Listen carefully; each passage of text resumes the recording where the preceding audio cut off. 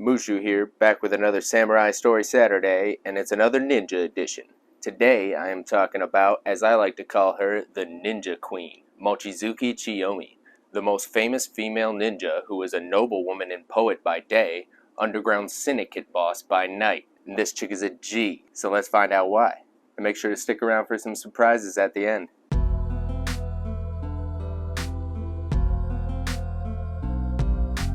So just letting everybody know, Chiyome's story has little information to go off of, but I mean, she was a ninja.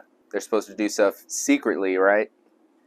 So it kind of makes sense. The exact date she was born is unknown, but it was sometime in the 16th century in the Shinano province. She was a descendant of Mochizuki Izumo no Kami, a 15th century shinobi, and actually wound up marrying her distant cousin, Mochizuki Moritoki. You know, keep it in the fam. But after a brutal battle called the Battle of Kawanakajima in 1561, Chiyome's husband Moritoki was slain in battle. It's then that Chiyome, enraged by her husband's death, was approached by the leader of the Takeda clan, also her husband's uncle, Takeda Shingen. Shingen had a great idea. He tasked Chiyome with setting up an underground network of female ninjas to send secret messages across enemy lines and extract information posing as actresses or geisha, which is a class of female artists and singers which allowed them to get access to many places with ease. And Chiyome was the perfect fit to lead them, coming from a long line of ninja. After she set up shop, she recruited women who were victims of the recent civil wars, orphan girls, and other widowed wives like her, and taught them how to defend themselves and blend in by learning the ways of a Miko or young priestess. I mean, nobody would bat an eye, come on. These women were the first Kunoichi, or Order of Female Ninja, with many different skills. They could blend in and gather information, but she also taught some to be assassins, posing as sex workers and tricking unsuspecting men to their death. A very popular weapon for most Kunoichi were the Nikote. These razor-sharp metal claws attached by leather straps were used to tear at the target's flesh and was oftentimes dipped in poison to ensure a quick death. Gruesome. These Kunoichi proved to be very useful and served Takeda Shingen well.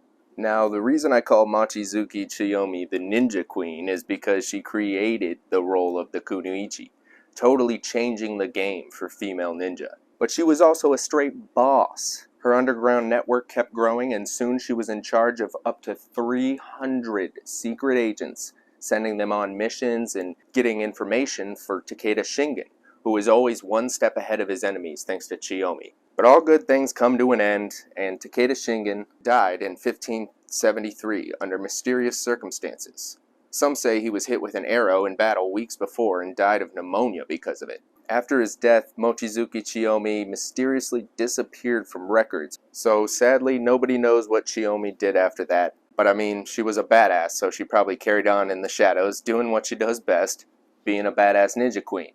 I hope. In modern media, a mission in the game Assassin's Creed Memories shows Chiyome enraged by Shingen's death and an enemy of famous samurai Hattori Hanzo. She shows up in the video game Samurai Warriors 2, Marvel Avengers Alliance, Pokemon Conquest, and one of her Kunoichi features as a playable character named Aiko in Shadow Tactics Blades of the Shogun. If you want to learn more about her brave Kunoichi, there's a book named Rusuko, A Kunoichi Tale by David Cutler, about her and other Kunoichi around the same time. You can also hear about Mochizuki Chiyome and Takeda Shingen in the popular Netflix show Age of Samurai: Battle for Japan. But that's about all I got for you this week, guys. Because it was a short story today, I'm going to be trying out some cool looking Japanese candy and making a slice, so stick around. Alrighty, we're going to go with these first. Let's try them out. Oh, God. Oh, is that... Oh, wait. Oh, okay. Oh, oh. Oh. Kind of tastes like if corn nuts made up barbecue pork flavor. Not horrible. Oh. Give that 5. Alright, next up. Let's see. Yes. Oh, it's got fudge in the middle. Damn, that's good. Okay. That's good. Texture, It's got some fudge in the middle, like brownie, half brownie, half cookie. I love it. 8 out of 10. Maybe 8.5. Alrighty, last one. It says corn pottage. Corn pottage. We'll see. Smells just like corn.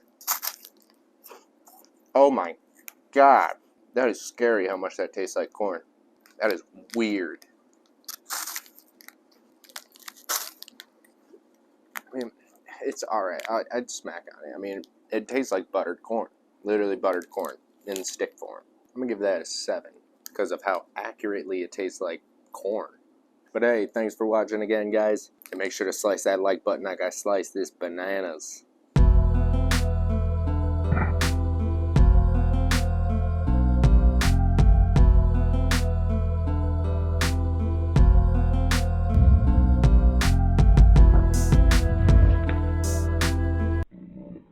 We'll see.